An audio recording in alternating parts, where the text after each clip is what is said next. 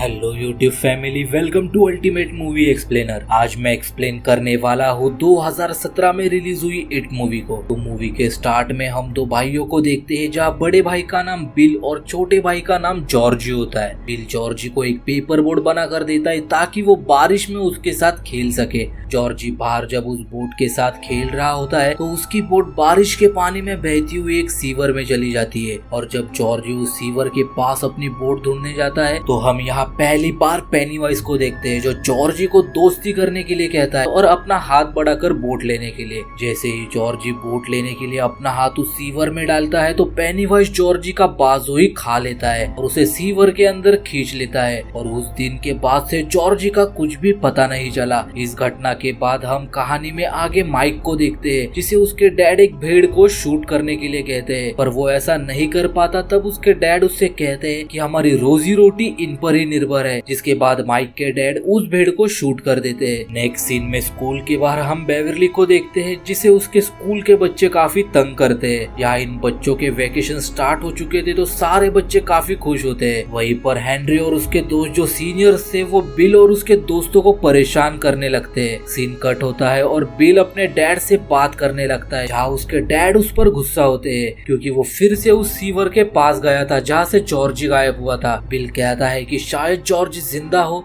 जो सीवर में गिरकर वहां पहुंच गया हो जहां उसका एग्जिट है। उस पर उसके डैड कहते हैं कि जॉर्जी अगर होता तो अब तक मिल चुका होता और तुम्हें उस सीवर के पास जाना अब बंद करना होगा क्योंकि तुम्हारी माँ इस वजह से काफी परेशान रहने लगी है। माइक यहाँ जब मीट डिलीवर करने आता है तो वो उसके सामने मौजूद दरवाजे के अंदर कुछ मिस्टीरियस चीजें महसूस करता है, जैसे अंदर से किसी के चिल्लाने की आवाजें। फिर माइक कुछ हाथों को देखता है जो दरवाजे के बाहर आने की कोशिश कर रहे हैं, जिसके तुरंत बाद वो दरवाजा अपने आप ही खुल जाता है और माइक यहाँ पेनीवाइज को देखता है। तभी वह हेनरी अपने दोस्तों के साथ आकर माइक को चिढ़ाकर वहाँ से चले जाता है। वही हम बिल के दोस्त को देखते हैं जो अपने डैड के ऑफिस में आता है और वहाँ मौजूद पेंटिंग को देखकर डर जाता है क्योंकि वो डरावनी पेंटिंग उसे हमेशा डराती थी। और ये सब और कोई नहीं बल्कि पेनीवाइज कर रहा था, क्योंकि पेनीवाइज सब बच्चों को उनके अंदर मौजूद डर का फायदा उठाकर ही डराया करता था, उन चीजों से जिससे वो सबसे ज्यादा डरते हैं। दूसरी तरफ बिल अपने दोस्तों के साथ उस सीवर के एग्जिट के पास जाने लगता है और बेन लाइब्रेरी में बैठे डेरी टाउन का इतिहास पढ़ रहा होता है, जहाँ उसे पता लगता है कि काफी साल पहले कुछ बच्चे गायब हो गए थे। जिसके बाद बेन के डर का फायदा उठाकर पेनीवाइज उसे एक बलून दिखाता है, क्योंकि पेनीवाइज जानता था कि बच्चों को बलून्स काफी पसंद होते हैं। बेन उस बलून के पीछे पीछे लाइब्रेरी में आता है, जहाँ उसे एक सरकटा आदमी डराने लगता है। वो बेन के पीछे पड़ जाता है और उसे तब तक डराता है जब तक उस पर डर हावी ना हो जाए। बेन भागते हुए वहाँ से बाहर आता है, जहाँ हेनरी और उसके दोस्त उसे पकड़कर उसे परेशान करने लगते हैं। वो लोग परेशान करने के चक्कर में इतने आगे बढ़ जाते हैं कि हेनरी एक चाकू से बेन के पेट पर एच लिख देता है। किसी तरह बेन उससे पीछा छुड़ाकर वहाँ से भाग जाता है और हेनरी और उसके दोस्त उसका पीछा करने लगते हैं। दूसरी तरफ बिल और उसके दोस्त सीवर के एग्जिट पर आते हैं और वहीं पर बेन जख्मी हालत में हेनरी से बचते बचाते आता है। जब सभी जॉर्जी को ढूंढने सीवर के अंदर आते हैं तो बिल को जॉर्जी तो नहीं पर वहाँ एक लड़की का शो मिलता है जिसका नाम पेटी होता है। तभी सीवर के अंदर पेनीवाइज उन्हें डराने लगता है और उसी डर के जाल में फंसकर पैट्रिक पेनीवाइज के हत्थे चढ़ जाता है। डर के मारे सभी वहाँ से भागकर बेन के लिए फर्स्ट एड लेने आते हैं, पर उनके पास फर्स्ट एड का सामान लेने के लिए पैसे कम पड़ रहे होते हैं। तभी वह बेवरली आकर उनके ग्रुप की मदद करती है और अब यहाँ बिल और उसके दोस्त बेवरली को तालाब पर आने के लिए इनवाइट करते हैं। यहाँ बेवरली जब अपने घर आती है तो हमेशा की तरह उसके डैड उसे सेक्सुअली अब्यूज करने लगते हैं, इसलिए डिप्रेस होकर वो अपने बाल काट देती है क्योंकि उसके डैड को उसके बाल बहुत पसंद थे। दूसरी तरफ यहाँ बिल का सारा ग्रुप, जिसमें अब बेवरली भी थी, तालाब पर एंजॉय कर रहे होते हैं। जिसके बाद एंजॉय करके वो सभी बेन के घर आते हैं और वो देखते हैं कि बेन ने डेरी टाउन पर काफी रिसर्च किया है। बेन कहता है कि हर 27 साल बाद कुछ बच्चे टाउन से गायब हुए हैं। वो बच्चे कहाँ गए, उनके साथ क्या हुआ, किसे भी कुछ भी नहीं पता। बस एक पुराने घर के कुएं के पास खून से सने बच्चों के कपड़े मिले। बस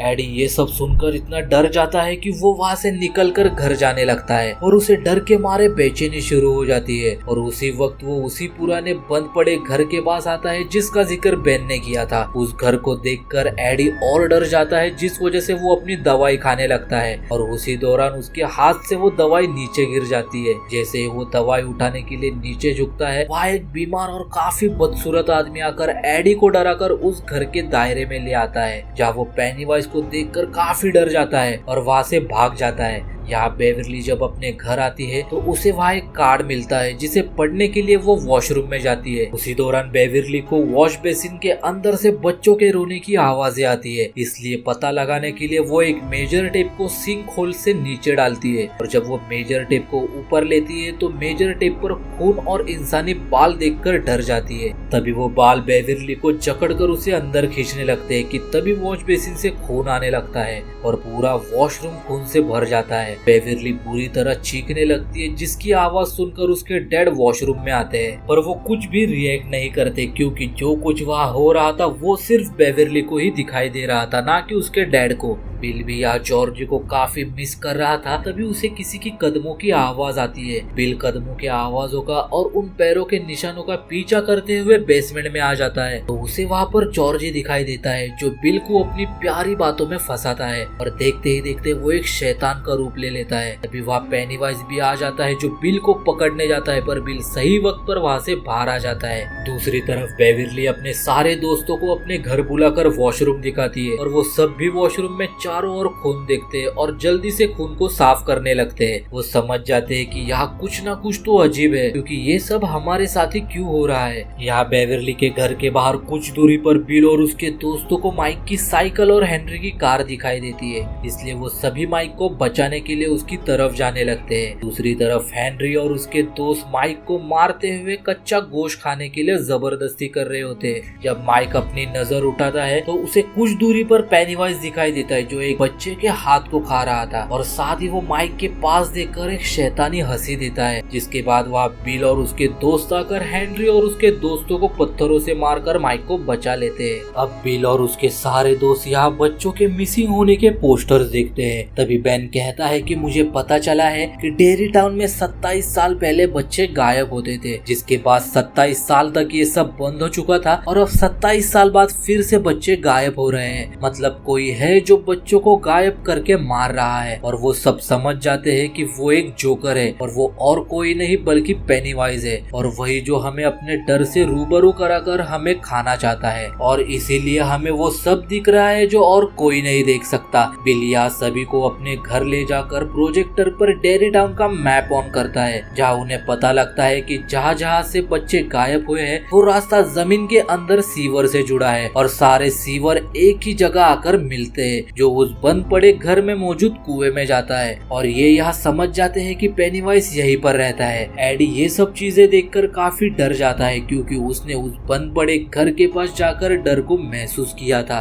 तभी प्रोजेक्टर पर अपने आप तस्वीरें चेंज होने लगती है और हम एक तस्वीर में बिल और जॉर्जी को देखते हैं, जिसके बाद पेनीवाइज की तस्वीर वहाँ फ्लैश होती है और डर के मारे उनसे प्रोजेक्टर नीचे गिर जाता है। कि तभी पेनीवाइज तस्वीर से बाहर आकर बच्चों को डराता है। सभी भागकर बिल के आउट हाउस में आते हैं, जहाँ बिल कहता है कि हमें वहाँ जाकर पेनीवाइज का मुकाबला करना होगा, वरना पता नहीं पेनीवाइज और कितने बच्चों को अपना शिकार बनाएगा। सभी उस बंद पड़े घर के बाहर आते हैं, जहाँ बिल सबको फिर से पूछता है कि कौन कौन अंदर आना चाहेगा, जिस पर सभी हाथ उठाते हैं और अब सब घर के अंदर आ जाते हैं, जहाँ पेनीवाइज सभी बच्चों को उनके डर से डराने लगता है। यहाँ एडी को पेनीवाइज उसी डरावनी पेंटिंग के जरिए डराता है, जिस वजह से एडी ऊपर से नीचे गिर जाता है और जख्मी हो जाता है। दूसरी तरफ रिची भी एक कमरे में लॉक हो जाता है, जहाँ अंदर उसे काफी सारे जोकर्स दिखाई देते हैं। तभी पेनीवाइज वहाँ रिची को मारने आता है, पर बिल उसे पेनीवाइज से बचा लेता है। पेनीवाइज अब यहाँ एडी को खाने उसकी तरफ बढ़ता है, पर तभी वहाँ बिल और रिची उसे बचाने आ जाते हैं। पेनीवाइज अब एडी को छोड़कर बिल और रिची के पीछे बढ़ जाता है। तभी वहाँ बेवरली आकर एक आयरन रोड को पेनीवाइज के आंख में घुसा देती है, जिसके बाद वो और गुस्सा हो जाता है और सभी वहाँ पेनीवाइज से लड़ने लगते हैं। उसी लड़ाई में पेनीवाइज बेन को जख्मी करके पीछे हट जाता है, क्योंकि पेनीवाइज को भी उन्होंने काफी जख्मी किया था। तभी बिल पेनीवाइज को कुएं में जाते हुए देख लेता है,